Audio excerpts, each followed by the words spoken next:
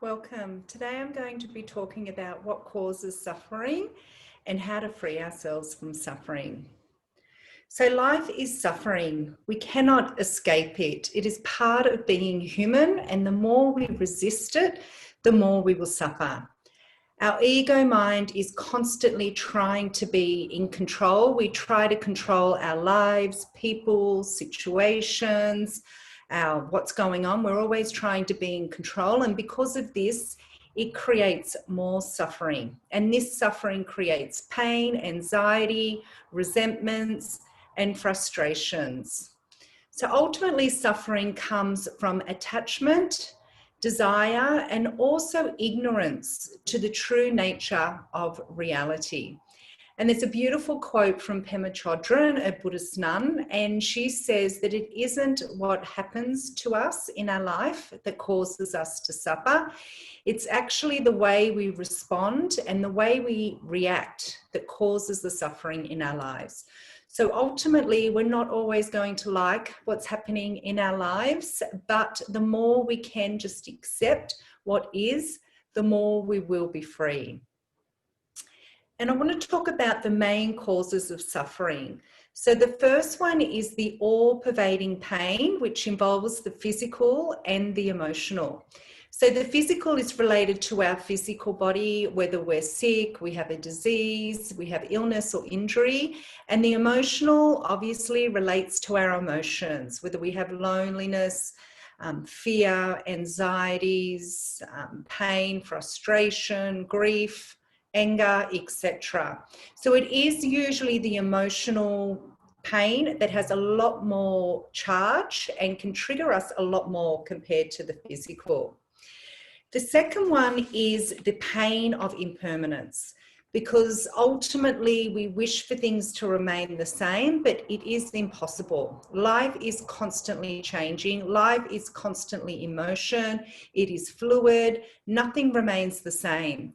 So the more we attach onto things outside of us to bring us happiness, the more we will suffer, because everything is constantly changing and everything is constantly in motion. So even places, for example, the beach, if you go to the same place every day, it's never the same. It's constantly changing. Nature changes, everything. There's not one thing in life that does not change. So that's why it's important that we're not holding on to things outside of us to bring us happiness, because it is so unstable.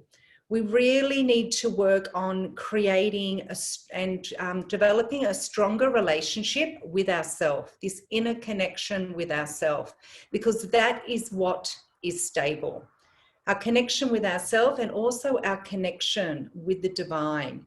So the more we can connect and the more we get to know ourselves and the divine, the more we become unshakable when things outside of us fall apart. And quite often I say we're born with ourselves and we die with ourselves, so we might as well love ourselves and be our own best friend. And then all these beautiful things that happen outside of us are just like the icing on the cake. So it's really important that we let go of that grasping and that attachment to things on outside of us to make us happy. The third one is the pain of our pain. So the more we resist our pain, the more its intensity will increase, because whatever we resist persists. So if we don't allow ourselves to feel what we're feeling, it will only increase its charge. And in Buddhism, there's a term called Shenpa.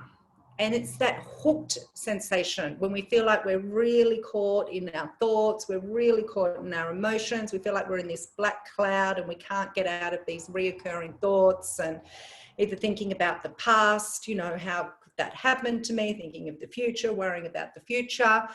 And also it affects the physical. So Shenpa is when we can really feel it in the solar plexus region as well, and we feel like we're really hooked.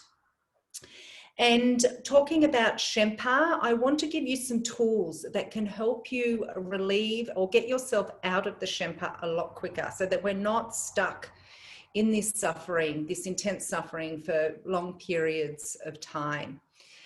So the first thing we need to do is to actually identify, witness and recognize when we're hooked, when we're caught and the Shempa has taken us over. And then we need to investigate at the root cause of the suffering. Is it because we're attached to something outside of us that's falling apart? Is it because we want something to be a certain way, or we want somebody to be a certain way and they're not, so we're suffering? We're ignoring the nature of reality. Is it because we're playing total victim, all about the I or the mine? So we need to look at where this suffering is coming from. The second thing is we need to create space. So we actually need to stop and be, because it's in this space that our thoughts and our emotions can dissolve. As I said before, whatever we resist persists. If we keep trying to run away from our emotions, I guarantee you they'll keep chasing you until you actually acknowledge them. Okay, so that's why it's really important that we acknowledge and take the space in being. Then it is important that we breathe. So quite often we have forgotten how to breathe. And when we are caught in our Shempa, quite often we're in the busy mind, in the thoughts, and we start shallow breathing. So we actually sometimes find ourselves not breathing at all. Well, breathing, but very minimal. So coming back to the breath, that deep diaphragmatic breathing is going to bring you back into the present moment. It's also going to cut the thoughts. So when the thoughts come, it's important that you label them thinking and then come back with loving kindness and compassion to your inhale and your exhale. Again, thoughts come, label them thinking, gently coming back to your inhale and your exhale. So I'll just get you to practice that now with me, just gently closing your eyes and bringing yourself into the present moment, into the here and now.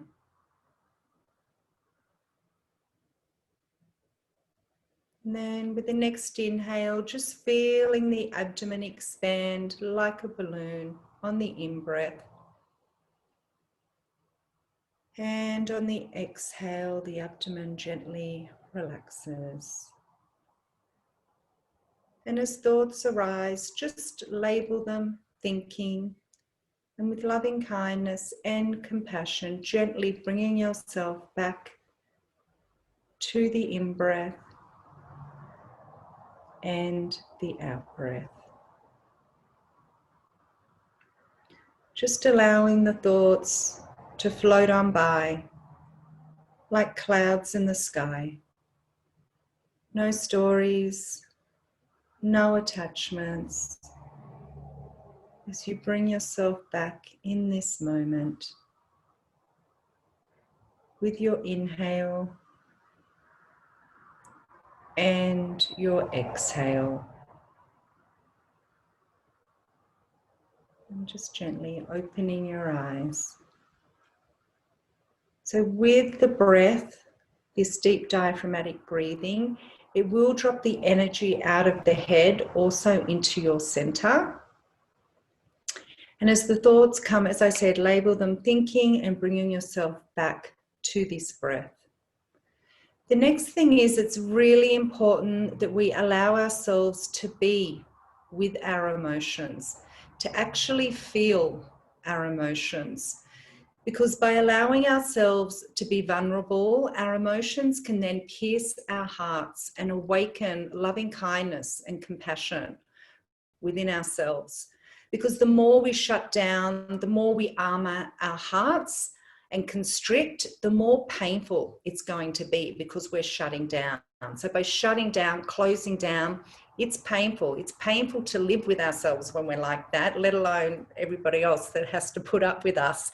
So it's important we let ourselves feel what we need to feel so that we can actually keep our hearts open. And by doing this, the emotions can then move through us. For example, when you see young children, they just allow themselves to feel whatever they need to feel. One moment they're angry, one moment they're sad, but they're fluid with the ever-changing of their emotions, and they are these clear light beings. But as we get older, we don't allow ourselves to feel what we need to feel. And by that resistance and that pushing down and soldiering on and keeping the lid on, you know, we start carrying all this baggage, and it becomes quite toxic to our well-being because we're not allowing ourselves to feel whatever we need to feel. So the more we can just feel it, acknowledge it, provide the space, stop and be, the more those emotions can then move through us. We only get hooked when we start being in the thoughts, going off on the tangents, the storylines. We need to cut that inner dialogue and come back to the breath and allow ourselves to just sit with the emotions out of the head, but with the sensations within the body. And also our true nature, we are like the vastness of the sky, perfect, whole and complete. And that all of our thoughts, feelings and emotions are those clouds that pass us by. So sometimes it'll be really cloudy and we'll be stuck in the storm. Other times the sky is very clear and vast and our mind feels really still. So it's important that we acknowledge that we aren't our thoughts, feelings and emotions, to keep that separation, to let them come, let them go and dissolve into space. And also meditation. I wanted to talk about the importance of meditation. So meditation is a very powerful tool in stabilizing our mind, also in cleaning our mind and purifying our mind. So I say we all shower our bodies and clean our bodies every day, but sometimes we forget to clean our minds, which is actually even more important, because it's from our minds that we then take action with our words, with our actions. So it's important that our mind is clean and clear so that we are making the right actions, speaking the kindest words and having positive action into the world. And in meditation, it is really important that you are all aware that it isn't about stopping your thoughts. Because that's what I hear all the time, is that people go, I just can't meditate. I tried to meditate, but I can't stop my thoughts, so they give up. I want to give you this freedom to know that it's not about stopping your thoughts. Even the most top Zen Buddhist masters still have thoughts. But the thing is that the thoughts no longer have the charge like they used to. So at first, when we start to meditate, it can be really busy right here and we feel like we're hooked in and we're taken off on here, there, everywhere. But the more we sit and practice and train our minds, the more the thoughts will kind of be more in the background. They'll come, they'll go, they'll dissolve into space. They won't have that charge like they used to. And sometimes we will get taken off on those little stories, those little tangents. And it's about training that monkey mind, bringing it back, pulling back the rein of the horses and saying, come back with kindness into this moment, into our breath, resting in the now. So meditation, I strongly recommend for you to bring this into your life if you're not already, to help stabilize your mind, clean and purify your mind. And by doing this, we need a flexible mind, and through that, we are able to have an open heart, yeah? The more that we can just be with our emotions and also to just allow ourselves to rest in spacious awareness.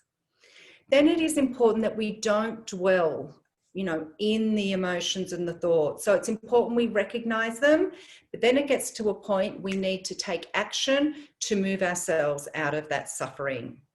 A great way to do that is through self-care practices. So whether it's going for a walk in nature, like movement, moving the energy through can be really powerful, whether you do some yoga, whether you go for a walk, go for a swim, go for a run, just really get the body moving to help get the energy out, because emotions are energy as well. So it's a great way to clear. Also, I found going from hot to cold, so having a hot sauna, plunging in the ocean, or having a cold shower, having a hot bath and going into a cold shower, that can be quite cathartic as well to release emotion.